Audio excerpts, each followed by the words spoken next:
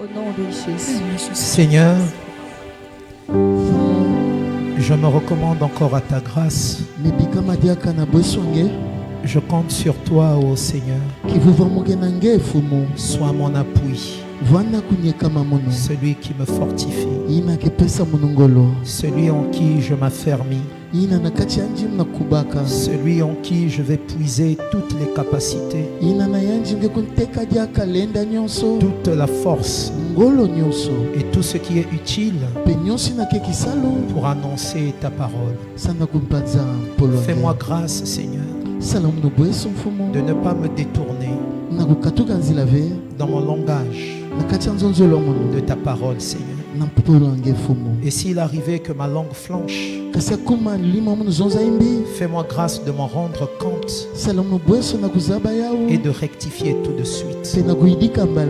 Que ta parole trouve une place de priorité dans le cœur de ceux qui vont la recevoir en toute sincérité. Que cette parole bénisse, que cette parole édifie, que cette parole soutienne et qu'elle console. Au nom de Jésus-Christ. Amen. Amen. Amen. Gloire soit rendue à Dieu. Alors,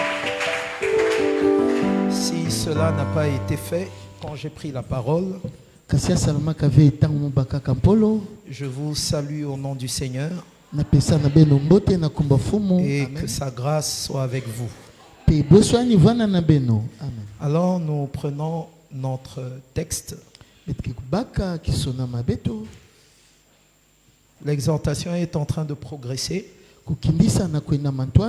Donc supportez que nous allions directement dans la lettre de l'apôtre Pierre.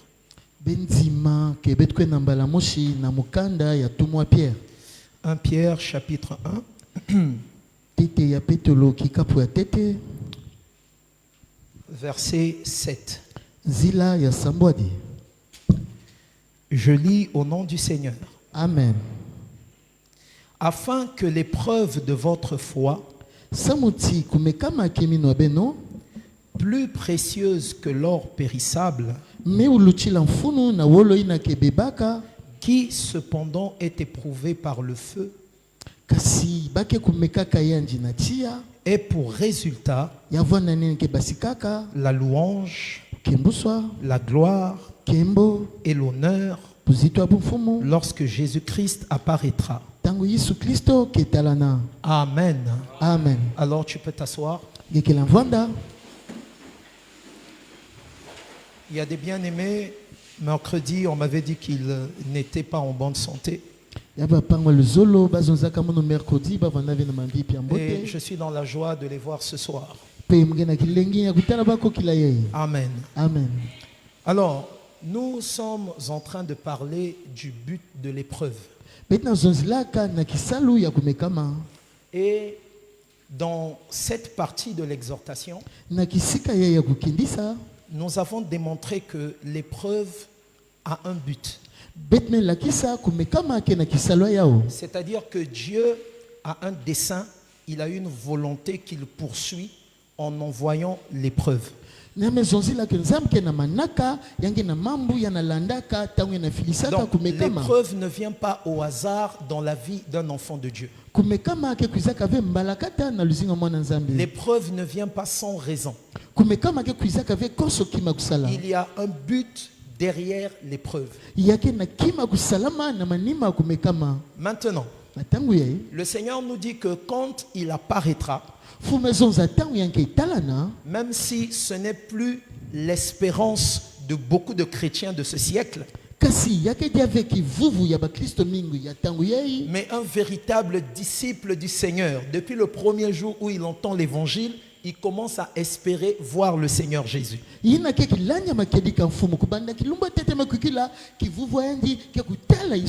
C'est ça son objectif. Voilà pourquoi il est dit Christ en nous, l'espérance de la gloire. Or, vous remarquez que selon la lettre du frère Pierre, il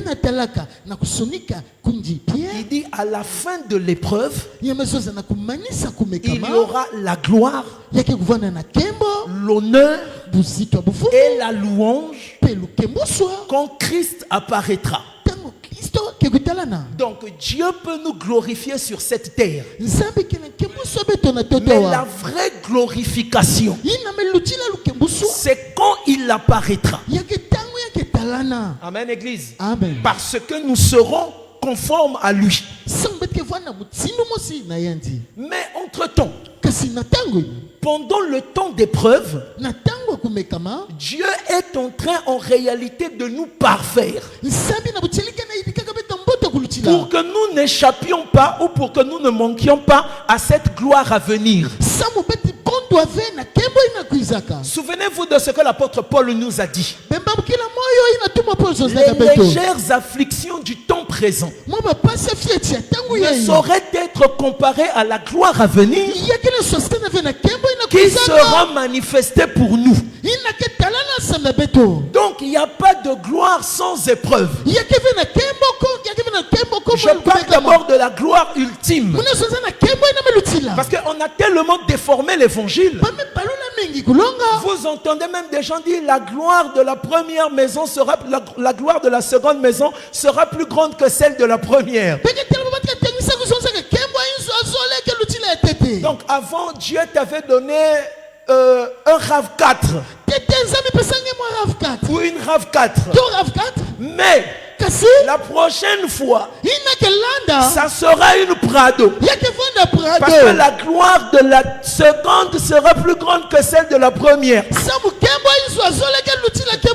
que vous savez d'abord de quelle maison on parle là-bas? Il faut faire attention, frère.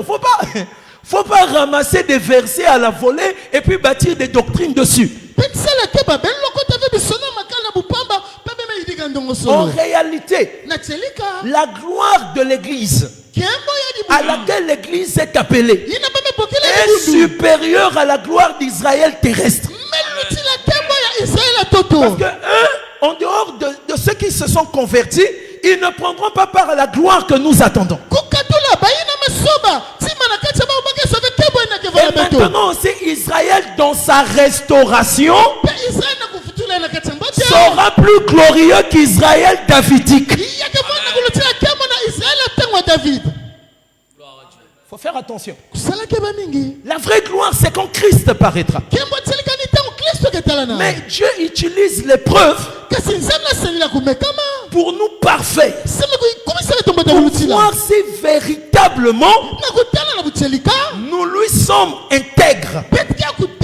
Pour voir si véritablement nous lui sommes fidèles. Pour voir si véritablement nous n'allons pas violer sa parole. C'est ainsi qu'on a vu dans Deutéronome chapitre 8. La Bible dit, et c'est Dieu qui parle, je t'ai emmené dans le désert afin de t'éprouver, afin de t'humilier, pour voir quelles étaient les dispositions de ton cœur. Si tu devais garder mes commandements. Donc on a compris que l'épreuve, comme le feu, vient pour éprouver notre foi. Parce qu'on a dit que Dieu n'éprouve pas notre chair, c'est notre foi qui l'éprouve. Peu importe le domaine de notre vie qui souffre. Mais en réalité, c'est notre foi que Dieu cherche à éprouver. C'est alors que nous avons vu que quand l'épreuve est venue, interdisons aux gens de prier et de prier seulement le roi. Daniel, devant cette épreuve, n'a pas violé la loi. Parce que la loi interdisait d'adorer un autre Dieu que Elohim. Et malgré qu'il savait que tout celui qui devait violer cette loi devait aller dans la fosse au lion, il est resté intègre. Il est descendu dans l'épreuve. Et par l'exemple de Daniel, nous avons vu que son cœur a gardé les commandements malgré l'épreuve. Parce que quand l'épreuve est là, c'est là où nous voyons nombreux abandonnés. C'est là où nous voyons les gens accuser Dieu. Que Dieu m'a perdu le temps. Que Dieu m'a donné de faux espoirs. Il y en a même qui vont jusqu'à dire Dieu m'a menti. Donc au moment de l'épreuve, c'est là où la sélection se fait. C'est là où on voit la vraie foi. Remarquez encore ceci. Prenons acte. Comment est-ce que l'épreuve montre la conservation de la foi? Acte chapitre 4. Verset 19. Acte 4, verset 19. Pierre et Jean leur répondirent, jugez s'il est juste devant Dieu de vous obéir plutôt qu'à Dieu. Très bien. Nous avons dit que garder les commandements, c'est demeurer obéissant à la parole. Parce que celui qui garde la parole, en réalité, c'est celui qui est obéissant. Donc même dans l'épreuve, il continue à obéir. Même dans l'épreuve, il continue à faire ce que Dieu demande de faire. Il ne raisonne pas. Il ne se décourage pas. Il ne pêche pas. Il ne viole pas la parole. Il reste obéissant. Et si vous lisez les versets qui viennent avant, vous allez remarquer que ses frères sont sortis de la prison. Ils ont passé nuit dans la prison. Pourquoi ont-ils passé nuit dans la prison? Parce qu'ils enseignaient le nom de Jésus. Ils prêchaient en lui la résurrection des morts. Donc on les met en prison. Le lendemain on les fait sortir. Et on les menace. On leur dit arrêtez. Or le Seigneur qui les a fait appeler leur a fait donner le commandement de prêcher en son nom. Donc ils étaient en train de pratiquer la parole. Maintenant le Sanhédrin leur dit arrêtez de prêcher en ce nom. Alors eux qui avaient été éprouvés, eux qui avaient déjà connu la prison, ça aurait été un motif suffisant pour qu'ils puissent se décourager et arrêter de prêcher en ce nom. Malgré la prison, ils ont dit jugez en vous-même. Est-ce que c'est juste de vous obéir plutôt que d'obéir à Dieu? Ça signifie quoi? Malgré la prison, nous nous obéirons à Dieu. Même si vous nous emprisonnez, nous obéirons à Dieu. Et j'aime ce que dit l'apôtre Paul. Il dit je suis lié à cause de l'évangile, mais l'évangile n'est pas lié. Aucune épreuve ne devrait lier l'évangile. Aucune épreuve ne devrait lier la parole en nous. Donc ils nous ont montré que leur foi était véritable. Parce que malgré la prison, et puis ils n'ont pas fait semblant d'accepter devant le Sanhédrin. Bon, on va, ok, on a compris. On va arrêter. Et après ils vont continuer. Non, ils n'ont même pas laissé au Sanhédrin l'espoir de penser qu'ils allaient les écouter. Où en es-tu avec ta foi, mon frère? L'épreuve est là. Mais est-ce que tu obéis toujours à Dieu? Après cette réponse, la Bible dit, on les a battus. Ça va? Donc, ils ont obéi. On les a battus. Et on les a laissés partir.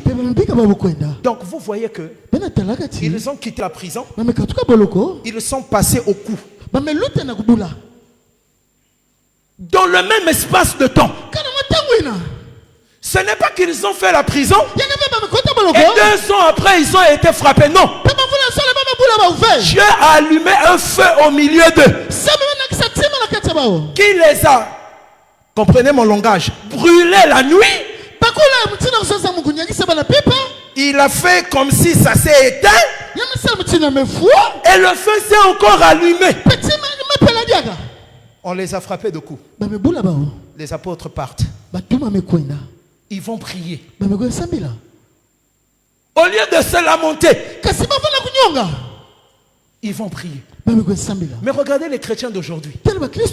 Quand l'épreuve arrive, ils fouillent l'assemblée. Croyons que ça va les soulager. Non, ça ne soulage pas.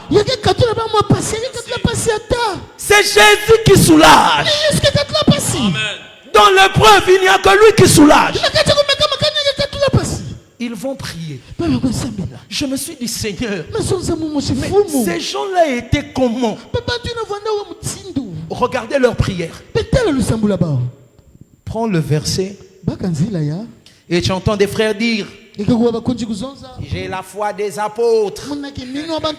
J'ai la foi des apôtres. On te tire une oreille à cause du nom du Seigneur. Frère,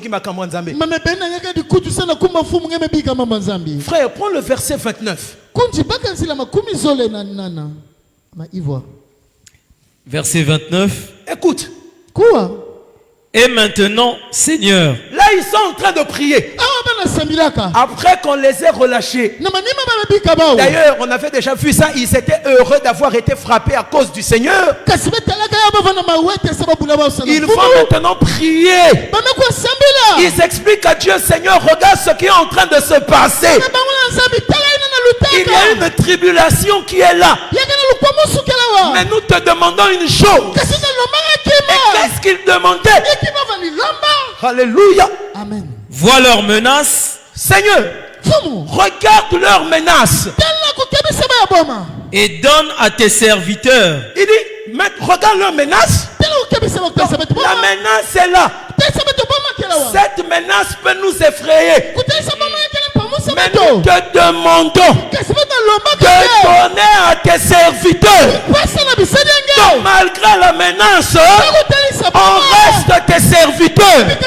Nous ne servirons pas le Sanhédrin. On doit rester serviteurs de Jésus-Christ. Quand l'épreuve est là, tu restes encore serviteur. Tu restes encore serviteur. Comment ça, frère? Oh non, je ne suis pas venu au culte parce que je n'ai plus d'habits. Regarde tes raisons. Donc, il y a des gens qui prient Dieu pour leur donner la force de résister au coup. Et toi, tu abandonnes parce que tu n'as plus d'habits.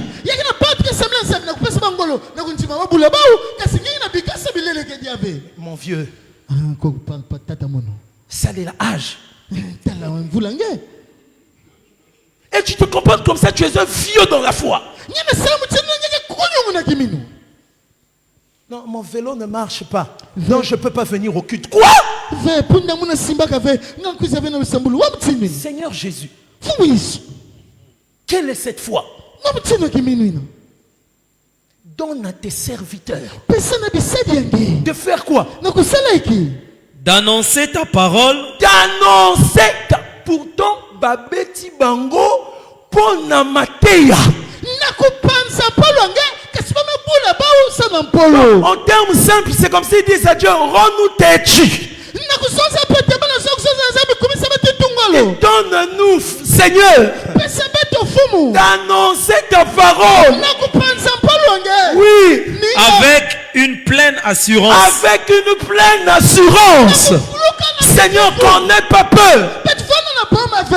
Frère, si c'était nous, kasi bona beto on allait dire Seigneur, beto sonza mfumu détruis le Sanhédrin. pepisa Sanhédrin Que le Sanhédrin quitte de là où il se trouve et qu'il aille se jeter dans la mer. Sanhédrin katuka kisala kisika bakela bakolo Seigneur, aplani notre route. mfumu yidi kasi la beto Que tout esprit de violence sinusi nyonso kutalisa soit pasi chassé bebisama au nom de Jésus. na kumba Yesu Kristo Non. ve Ces bien-aimés savaient papa ngelusoni que nzabaka ce qui était en train de se passer ina vani luta était l'accomplissement de la parole. iya vanaka kusalama Parce ya que le Paulo Seigneur leur avait dit, se mfumu sonza vous connaîtrez des tribulations dans ce monde. penge saba balukwa Ils savaient que si le Sanhédrin les persécutait, ce n'était que l'accomplissement de la parole de Dieu.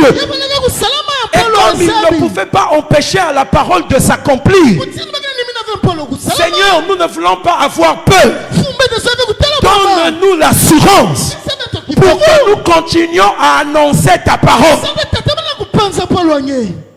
Or, en continuant à annoncer sa parole, il demeurait obéissant. Il demeurait soumis. Il demeurait intègre. Parce que le Seigneur leur avait demandé d'annoncer sa parole. Donc quand il le faisait malgré les menaces, c'était une preuve que leur foi était en train de triompher malgré l'épreuve. Est-ce que quelqu'un me comprend? Donc l'épreuve n'a pas fait qu'il se détourne de la parole. L'épreuve n'a pas fait qu'il se décourage. Au contraire, l'épreuve a montré leur obéissance, l'épreuve a montré leur intégrité, l'épreuve a montré leur fidélité.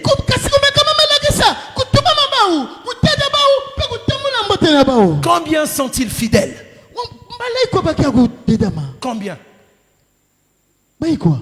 Ce qui m'étonne encore, tu peux voir une fille, une jeune sœur, quand elle était païenne, elle partait laver les habits dans un kajibi. Une maison, donc, Yatinave. Une maison sans fond. Elle partait laver les habits là-bas.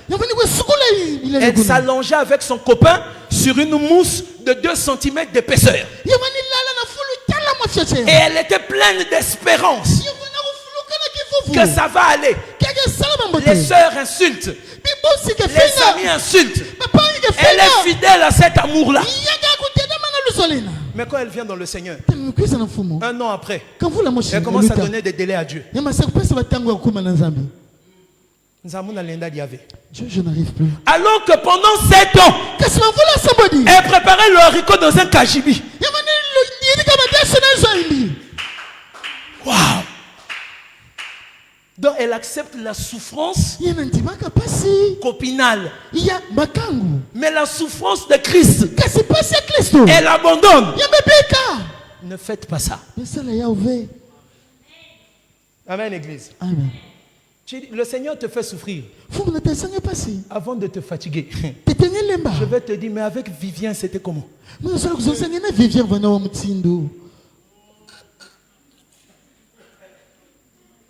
Amen, Église. Amen. Non, frère.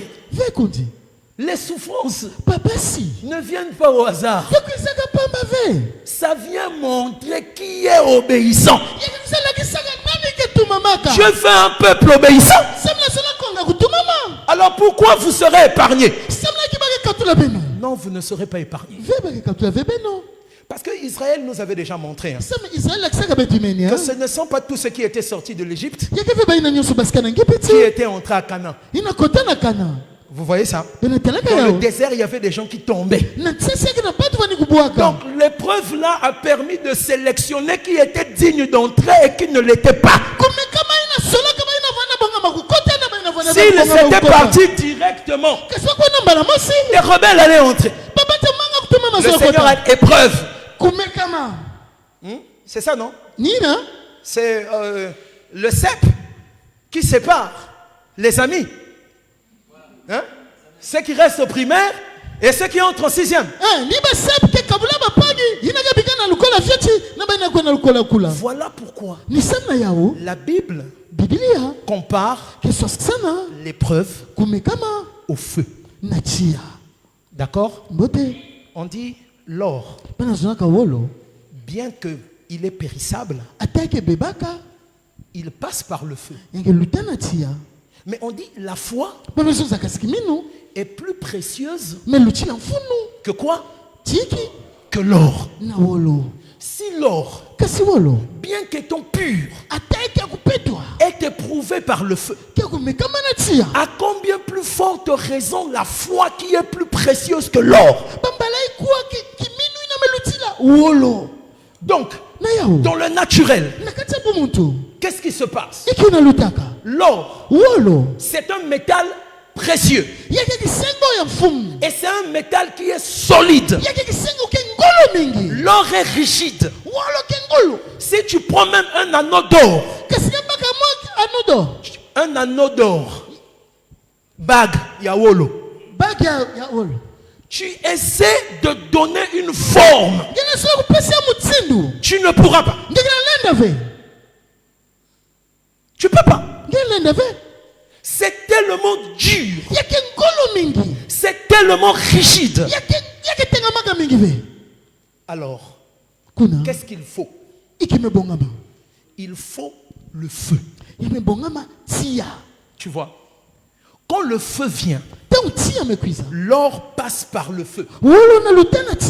Et quand le feu est là, le feu, je l'avais déjà dit, ne détruit pas l'or. Suivez-moi attentivement. Le feu ne détruit pas l'or véritable.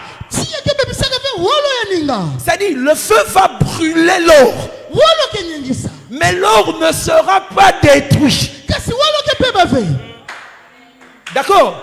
Ça signifie que l'or est plus fort que le feu. Ça va? Mais le feu aide l'or à changer d'état. Ça va? Parce que l'or est solide. Or, le fondreur, celui qui fait fondre l'or, il ne fait pas fondre l'or pour rien. Aïe, aïe, aïe, aïe, aïe, aïe, aïe, aïe, aïe. Si vous allez chez un bijoutier et que vous faites la commande d'une gourmette d'or pur, le bijoutier prend l'or, mais l'or n'a pas la forme de la gourmette. L'or n'a pas la forme du bracelet. Qu'est-ce qu'il doit faire? Il doit fondre l'or. Quand l'or est fondu, l'or est maintenant dans la condition de prendre la forme du bracelet. Donc, s'il n'y a pas le feu, j'aime ça. On ne peut pas voir la gourmette qui est cachée dans l'or. S'il n'y a pas le feu, on ne peut pas voir la forme que le bijoutier veut donner à l'or. Deuxième chose. Troisième chose.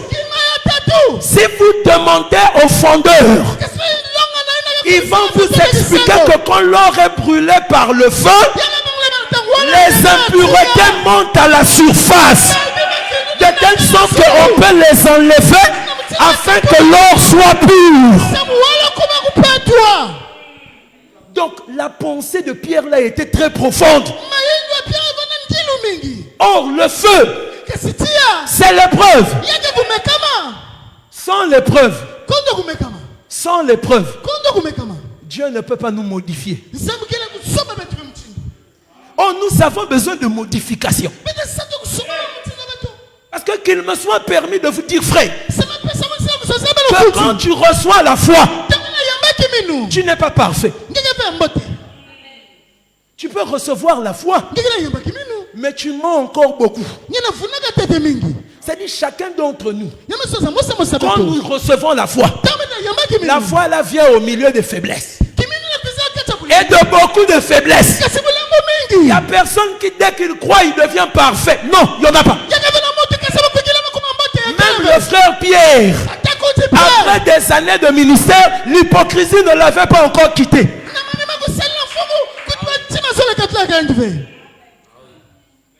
Donc oui, tu seras perfectionné par la parole, mais tu seras aussi perfectionné par l'épreuve.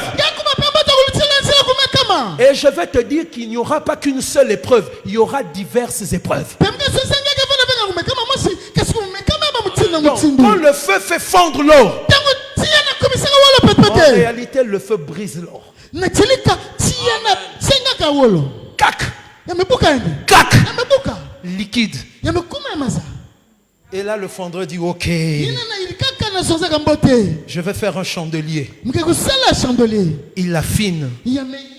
Et ce n'est pas tout, hein. Il prend encore le marteau.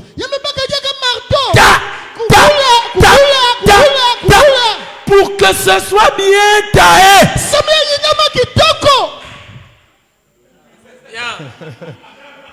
Ça va, frère? Donc il n'y a pas moyen de faire sans épreuve. Écoutez, si le fondeur savait que le feu allait gaspiller l'or, il n'allait jamais soumettre l'or au feu. Si Dieu se disait que en nous éprouvant il allait nous perdre, il n'allait jamais nous envoyer les épreuves. Donc quand tu es éprouvé, ne chasse pas l'épreuve. Dis seulement Seigneur, aide-moi. Aide-moi. Parce que l'or là, l'or ne refuse pas le feu. Tu vois, l'or est silencieux. Donc dans le silence là, le travail est en train de se faire.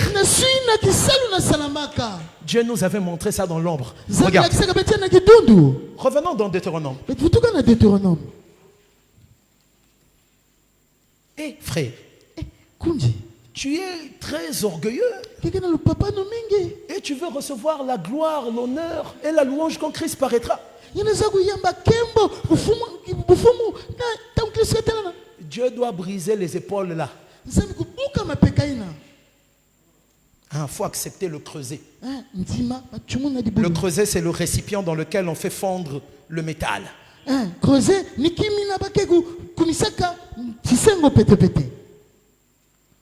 Deutéronome. Chapitre 8. Verset 3. Deutéronome 8, verset 3. Il t'a humilié. Il t'a humilié. Il t'a fait souffrir de la faim. Attends. Il t'a humilié. Il t'a fait souffrir de la faim. Est-ce qu'on a dit il t'a tué de faim?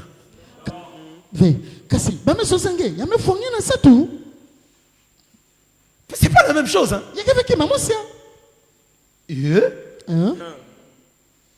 Il t'a humilié.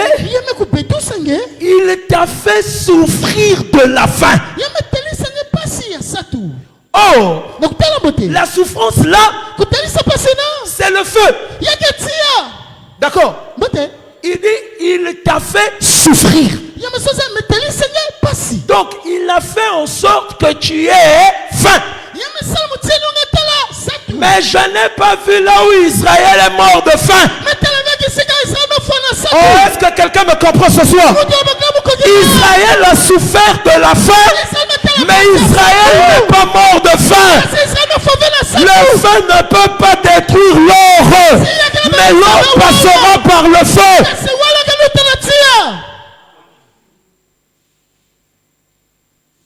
Tu as eu faim. J'ai bloqué le pain, j'ai bloqué la nourriture. Est-ce que c'est le diable? Non. C'est Dieu. Il dit moi-même, je t'ai fait souffrir de faim. Donc la souffrance est venue. Le feu est venu. Mais remarquez,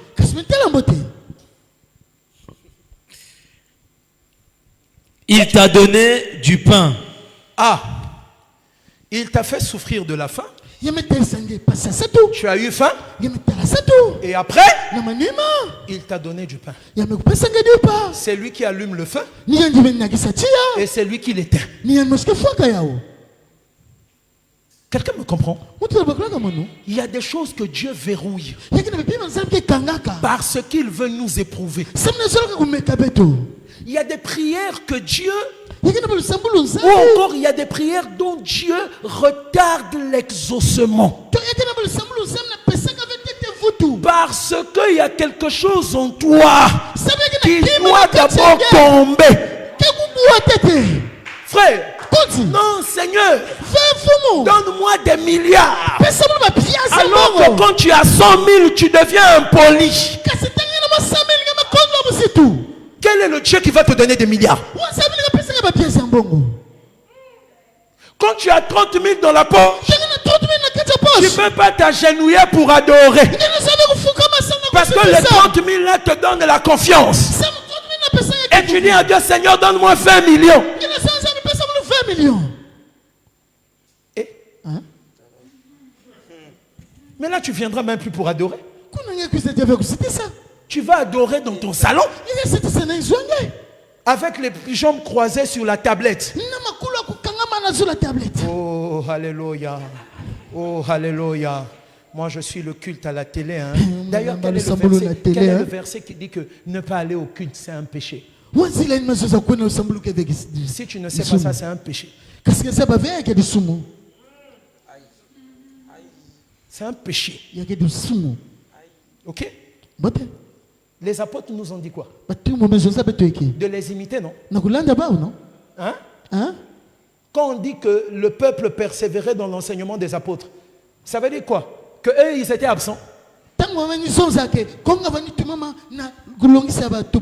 dire que eux-mêmes, ils étaient les premiers à être là. N'as-tu pas lu que Pierre et Jean partaient au temple à l'heure de la prière? Yuma. Un Yuma spirituel. Non, je vous aime, frère. C'est pour ça que je vous dis la vérité. Amen. Amen. Il faut comprendre que parfois, tu peux donner une taloche et après tu dis, reste pour toi, ça va passer. C'est ça l'éducation aussi. Amen, Église. Il a donné le pain. Il a fait souffrir de faim. Il a donné le pain. Donc je n'ai pas vu mon Dieu détruire son peuple dans le désert par la faim. C'est-à-dire, nous avons vu ce peuple-là qui a eu faim continuer sa route et entrer dans le pays. Les épreuves ne nous fermeront pas le chemin du royaume. Au contraire, les épreuves vont nous préparer, vont nous conditionner pour accéder au royaume de Dieu. Je reprends pour faire comprendre à quelqu'un que l'épreuve n'est pas là pour détruire ta foi. Et Dieu ne t'éprouve pas pour te détruire. Non. Il t'a fait souffrir de la faim. Donc il a allumé le feu. Mais il t'a donné le pain. C'est lui-même qui encore apaisé l'épreuve. Vous savez, à un moment donné, quand l'église a commencé, il y avait beaucoup de persécutions. Et après, ça s'est calmé. Dieu dit, oh. Moi je dis à ces gens-là d'être mes témoins à Jérusalem, en Judée, en Samarie, jusqu'aux extrémités de la terre. Donc s'ils servent Dieu dans le calme et la tranquillité ici, la parole va se concentrer à Jérusalem. Qu'est-ce que je vais faire? Il allume le feu. Quand la persécution commence, Philippe, avec l'évangile, il va en Judée, il va en Samarie, et les apôtres commencent à se disperser partout. Donc Dieu s'est servi de ce feu-là pour atteindre ses objectifs. Mais s'ils étaient dans la paix, frère, regarde, imagine-toi une assemblée de plus de 3000 personnes. Mais vous êtes à l'aise. Amen, église. Amen. Vous êtes à l'aise. Plus de 3000 personnes vous font confiance. Ils croient en votre ministère. Vous êtes tranquille. Amen, église. Amen. Dieu a dit non. On va vous persécuter. Et cette persécution a emmené l'expansion de l'évangile. Ça n'a pas détruit l'église. Est-ce que quelqu'un me comprend? Tu es en train de souffrir.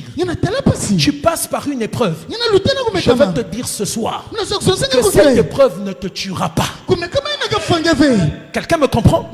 Cette épreuve ne te tuera pas. Sauf si il est dans le plan de Dieu que tu meurs dans l'épreuve. Parce que ça aussi, ça existe. Ah oui, il faut équilibrer. Tu peux tomber malade jusqu'à ton dernier jour sur terre, tu mourras avec cette maladie-là. Ce n'est pas pour rien que le Seigneur a dit à Smyrne, sois fidèle jusqu'à la mort. Mais excepté ce cas, l'épreuve par laquelle tu passes ne va pas te tuer. Mais au contraire, quand Dieu le fait, qu'est-ce qu'il dit dans la suite? Il faut que j'avance. Il dit quoi? Oui. Il t'a donné le pain que tu ne connaissais pas. Il t'a donné le pain que tu ne connaissais pas.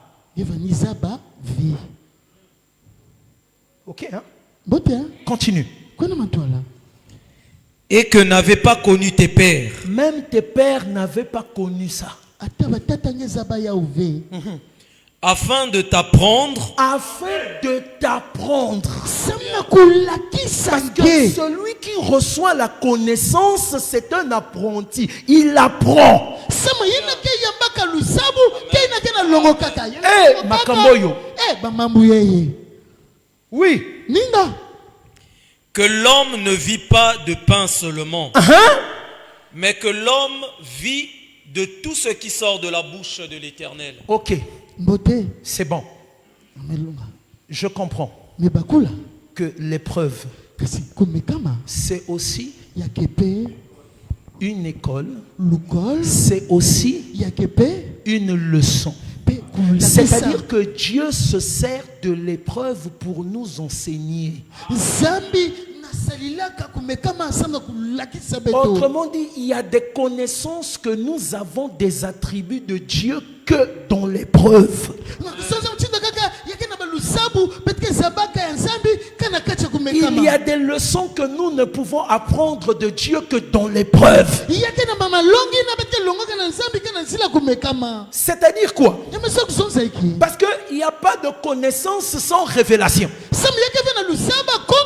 C'est-à-dire dans l'épreuve, Dieu s'est révélé comme celui qui donne le pain. Et cette révélation-là a donné de la connaissance à Israël. Mais vous allez remarquer, j'aime ce que Dieu dit. Il dit, tes pères n'ont pas connu ça. Parce que Dieu n'avait pas éprouvé leur père de cette manière-là. C'est-à-dire qu'on ne pouvait connaître Dieu de cette façon-là que celui qui avait été éprouvé comme ça. En réalité, cette écriture est très prophétique. Parce que Jésus, comme le pain du ciel, dans Luc chapitre 10, 24, il dit, plusieurs prophètes et plusieurs rois ont voulu voir ce que vous voyez, ils ont voulu entendre ce que vous entendez. Ça signifie que les Abraham, les générations d'avant, n'avaient pas la connaissance ou encore la révélation que Israël du temps de Jésus avait de lui. Il savait les prophéties, mais il n'avait pas l'accomplissement. Je reviens dans ce que j'étais en train de dire. Pour connaître Dieu, on a aussi besoin d'être éprouvé. Tu sais, quand tu dis que Dieu guérit les stériles, tu le dis par rapport au témoignage d'autrui. Mais tu ne le connais pas comme celui qui guérit les stériles. C'est-à-dire celui qui dit qu'une femme stérile, il dit, j'étais stérile, Dieu m'a guéri. A une meilleure connaissance de cette situation que toi. Toi, tu le diras par la foi, mais elle le dira par expérience. Comment pouvait-on savoir que Dieu est capable de fermer la gueule du lion si jamais quelqu'un ne s'est trouvé en face d'un lion affamé? Je précise que ces lions-là étaient affamés. S'ils étaient rassasiés, le miracle ne devait pas avoir de sens. Parce qu'on aurait jeté Daniel alors qu'ils avaient déjà le ventre ballonné. C'était des lions affamés. Nous disons tous le Dieu de Daniel. Serais-tu rentré dans la fosse? Ou bien quand on allait, j'adore le roi, vive Darius. Darius est le plus grand. Je m'incline.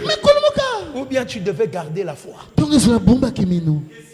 Frère, le Saint-Esprit témoigne à ta conscience. Parce que nous voyons, frère, nous voyons.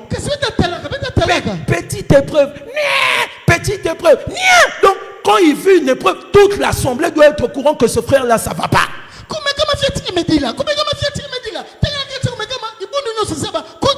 Toute l'église doit savoir que vraiment, et il veut quoi? Il veut que l'église vienne s'assembler autour de lui et puis on l'aide à chanter Namituni Nzambe. Et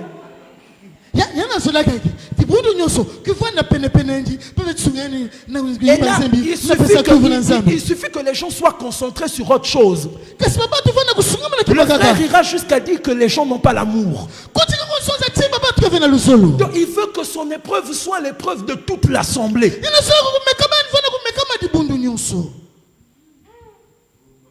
Vous avez, frère, quand Pierre était en prison, est-ce que la prière s'est arrêtée?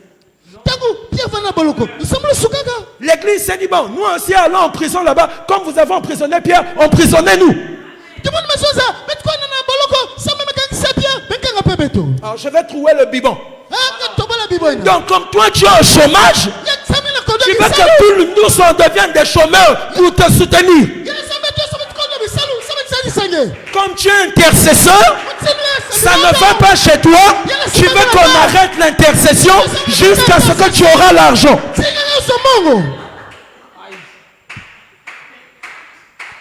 C'est quoi ça? Donc frère, il est dans l'épreuve. Il vient. Il vous voit en train de chanter.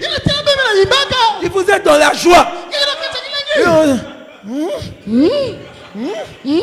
Ils peuvent même pas se rendre compte que moi ça ne va pas. Oh. Mais mon frère, qui a allumé ton feu? Est-ce que c'est l'église qui a allumé ton feu? C'est pas l'église qui a allumé ton feu. C'est le fondeur céleste.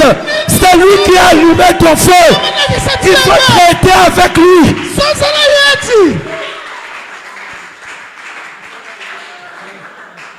Tu vois, il est...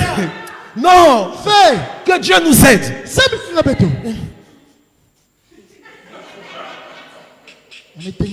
Donc, même le prédicateur est mal à l'aise. Oh, mais ce frère a quel problème? Ou bien répétition des chantres. Depuis l'entrée là-bas. Tu sais, moi, quand tu fais ça, je deviens aveugle. C'est-à-dire, ta connexion sur mon Wi-Fi ne va pas passer, je verrouille le Wi-Fi.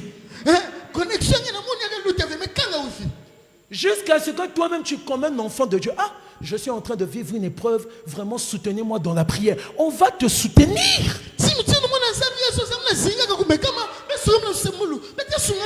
Mais ne nous ils ont même pas les attitudes d'un prématuré, comme quelqu'un qui commence à mourir. C'est même l'absence de foi.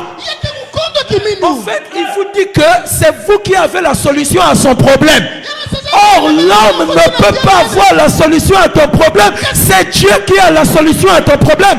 Même s'il passe par un homme, c'est lui la solution.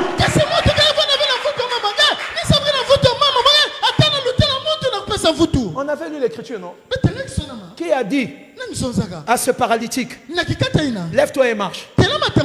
N'était-ce pas Pierre? Mais après Pierre a dit quoi? Pourquoi vous nous regardez comme si c'est nous qui l'avons fait marcher? Ça signifie qu'il reconnaissait que ce n'était qu'un instrument entre les mains de Dieu.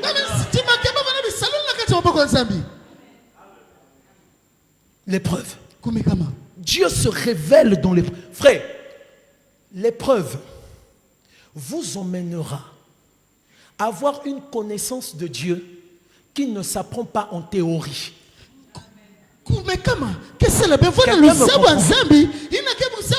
C'est-à-dire, par la prédication et par l'enseignement, vous recevez de la connaissance.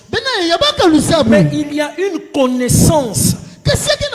Il y a certains aspects des attributs de Dieu pour renforcer votre relation avec Dieu. Ça doit se faire dans l'épreuve. Et cette épreuve-là n'est pas forcément une épreuve collective, c'est individuel. Il dit pour vous faire connaître. Je vous ai donné le pain pour vous faire connaître que l'homme ne vivra pas, parce que ce qui sort de la bouche de Dieu, c'est aussi le Seigneur. C'est lui le Verbe. La parole faite chair. Parce qu'en réalité, c'est lui qui donne la vraie vie. Mais dans le sens de notre exhortation, il y a une connaissance de Dieu que l'on apprend par l'épreuve. Amen, Église. Amen. Sinon, ces paroles-là seront des paroles en l'air. Et quand le feu va venir, c'est un menteur. Frère, il y avait des gens qui étaient venus dans l'église. Témoignage. Et qu'est-ce qui les avait emmenés? On avait eu une séance de prière et le Seigneur avait guéri miraculeusement une sœur. Les gens de sa famille ont entendu parler de ce miracle. Ils ont accouru parce qu'ils avaient aussi des problèmes. Il y en a qui voulaient, je ne sais pas moi, l'argent ou je ne sais pas quoi. Ils se sont dit, ah, allons-y. Ils sont venus. Même un dimanche, il y en a une qui a dit à partir à Boubia, il me comme l'église, il y a un dimanche, une qui a dit aujourd'hui, ici c'est mon église, je vais commencer à prier. Toi, en tant que pasteur, tu es content. Frère, quand on a braqué le fusil,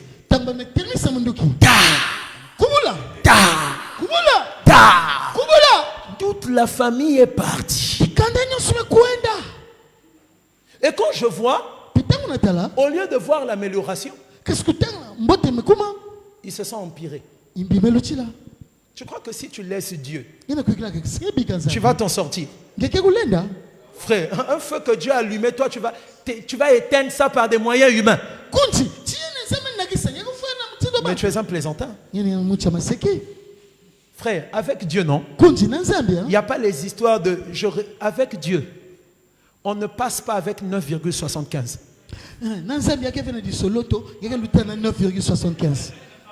Quelqu'un me comprend? Avec Dieu, on ne passe pas avec 9,75. Ou même si 9,99, on ne passe pas. Ah, frère, ne vous y trompez pas. Avec Dieu, on doit apprendre la leçon, la valider. C'est alors qu'on peut avancer. Il n'y a pas de tricherie, frère.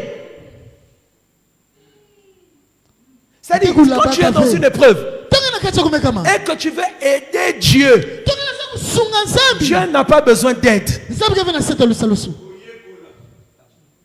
Il dit pour t'apprendre. Donc quelqu'un qui est beaucoup éprouvé, il a une grande connaissance. Il dit pour te faire connaître. Seigneur, Sarah, à 99 ans, elle a conçu. Mets-toi à la place de Sarah.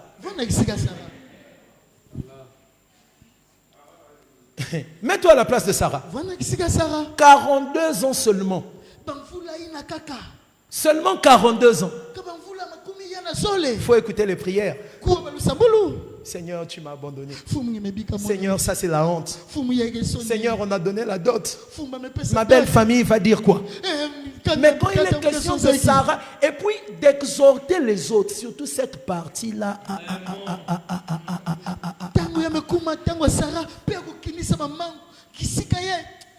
Mon frère, mon frère, va voir la foi. Il se lèvera le dernier, mon frère. N'abandonne pas, mon frère. Et il va même critiquer. Le frère est têtu. On l'exhorte, il ne comprend pas. Dieu dit ok. Chez toi aussi le feu s'allume. Pendant ce temps sur le foyer de l'autre, ça s'éteint. Et le même frère là revient vers toi, frère. Persévère. Oh, laisse-moi. Vous, quand c'est vous là, vous êtes le premier à parler. Oh frère, tu as oublié que tu m'exhortais. Mais la Bible dit exhortez-vous les seuls. Laisse-moi. Tu as l'or. Est-ce que tu as l'or? Accepte le feu. Ça va?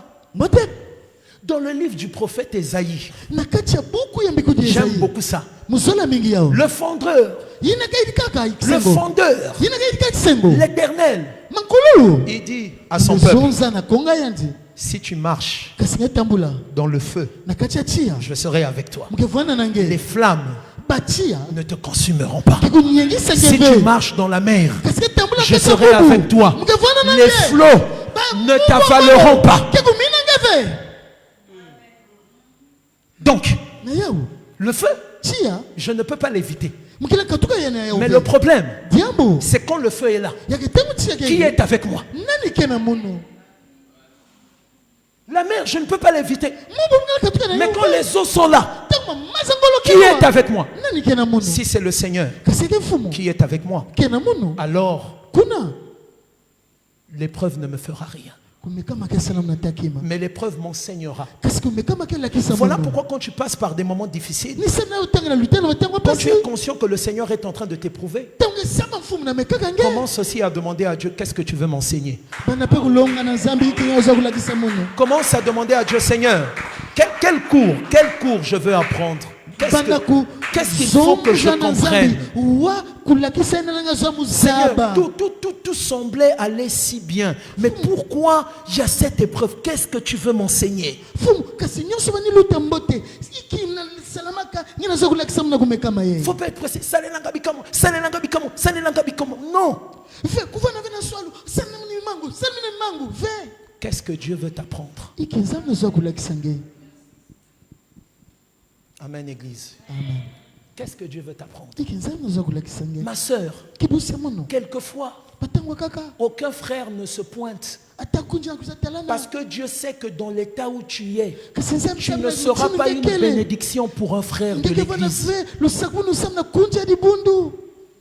La partie là, vous n'aimez pas ça, mais c'est la vérité. Dieu dit, Christ, il est sensible. Toi qui vises Christ, tu es Sosamambu.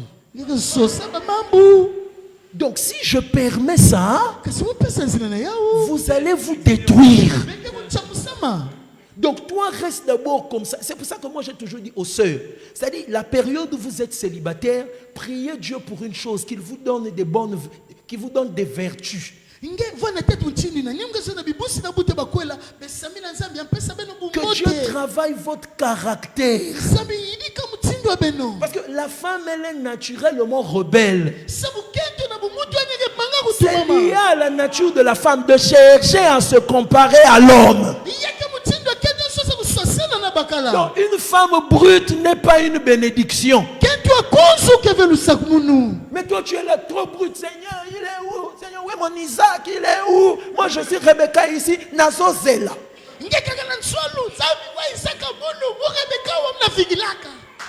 Continuez comme c'est là. D'abord, tais-toi. Cache-toi même.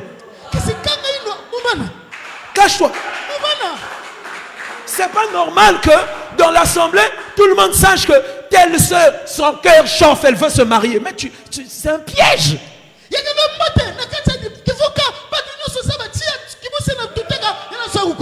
un piège. S'il y a des voyous dans l'église, la soeur, on la cherche un homme. Ok. Ma soeur, je vais t'épouser. Comme c'est ce que tu cherches. Béni soit celui qui vient au nom du Seigneur. Il vient, il te déshonore et il part. Non mes soeurs, on n'est pas dans le monde. Reste calme. Cache-toi. Mon frère, si le serviteur d'Abraham a parcouru des kilomètres pour aller chercher Rebecca au milieu de plusieurs, qu'est-ce qui te dit que Dieu ne peut pas faire que quelqu'un vienne t'honorer?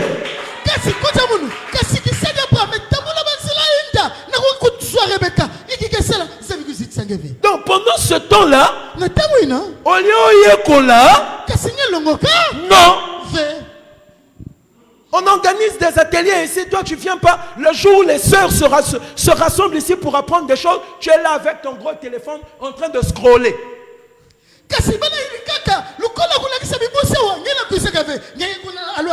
c'est ce que tu vas aller faire dans le foyer, scroller.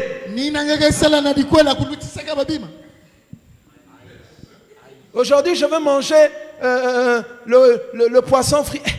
Google, comment réussir?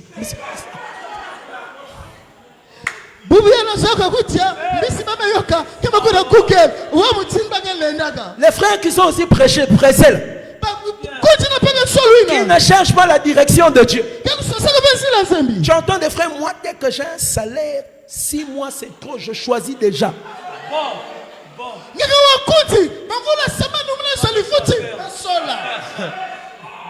Bon courage, frère. Bon courage. Hey, frère. Moi, je ne marie pas les gens. Donc, frère, si tu vois dans ton foyer ce que le chien avait vu dans la rue Mboshi, il ne faut pas m'accuser.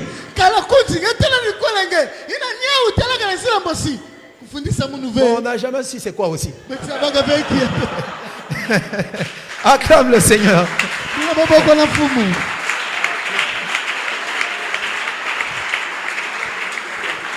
Amen, l'église. Amen. Le feu, c'est pour enseigner. Enseigner quoi? Derrière chaque épreuve, il y a un enseignement. Amen, église. Amen. Il y a un enseignement. Tu vois, dès que quelqu'un te agissait mal envers toi, tu t'emportais. Quand ça va arriver, si tu t'emportes, tu vas comprendre que tu n'es pas patient, que tu n'as pas la tempérance. Mais il ne faut pas te dire que c'est fini. Non, tu as répété. Donc Dieu va encore envoyer des circonstances pires. Maintenant, quand tu vas supporter, quand tu vas pardonner, tu as appris. Fouiller l'impudicité. Tant que tu n'as pas encore été confronté à l'impudicité, tu n'as pas fait le TP.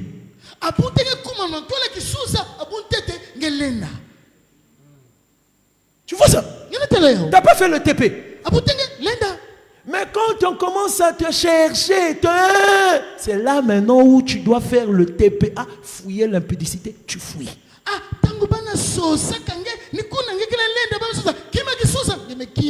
Donc la foi, ce n'est pas la théorie. La foi, c'est la pratique. Quelqu'un me comprend? Quelqu'un me comprend? Femme, soyez soumise. Même quand il t'a blâmé sérieusement. S'il te dit donne-moi un verre d'eau, tu te lèves avec zèle. Tu vas chercher le verre d'eau, tu viens donner. Ça,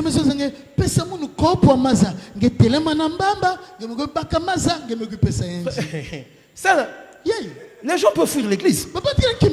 Mais c'est le chemin.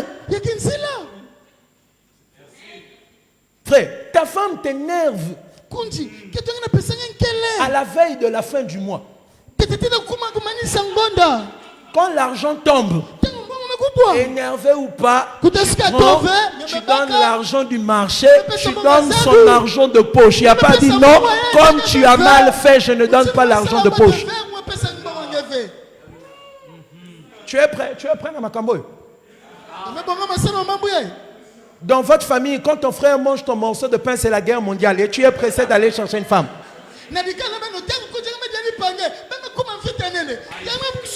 Que Dieu vous bénisse. Que Dieu vous bénisse.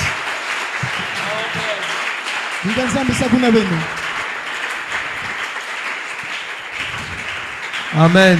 Amen. Lève-toi. Le feu ne détruit pas l'or. Le feu ne détruit pas l'or.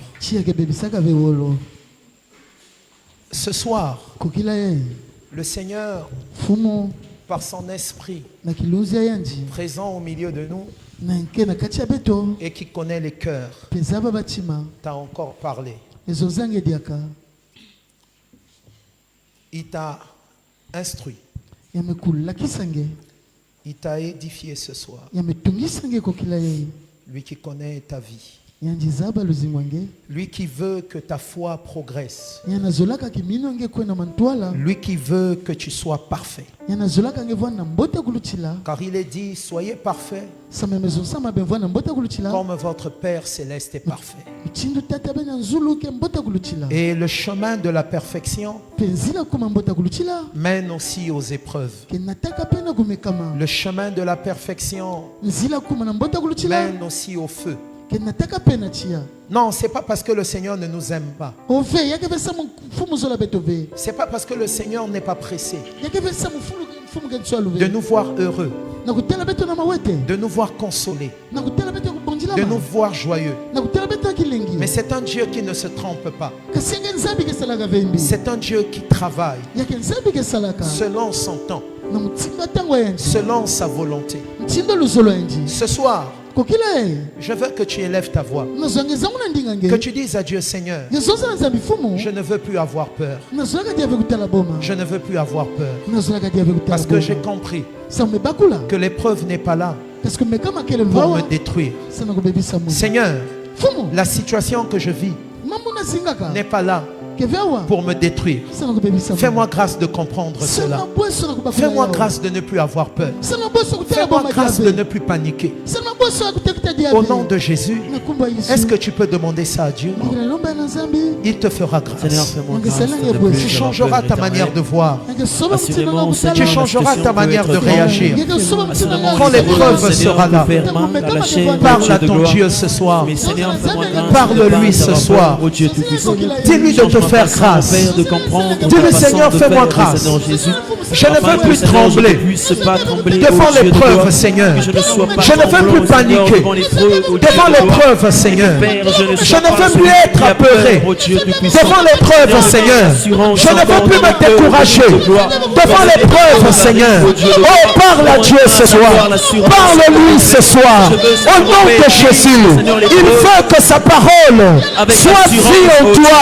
Il veut que sa parole soit réelle en toi. Il veut que sa parole soit pratique en toi. Fais-moi grâce, ô Seigneur Dieu Tout-Puissant, de ne pas avoir peur, éternel, ô Dieu.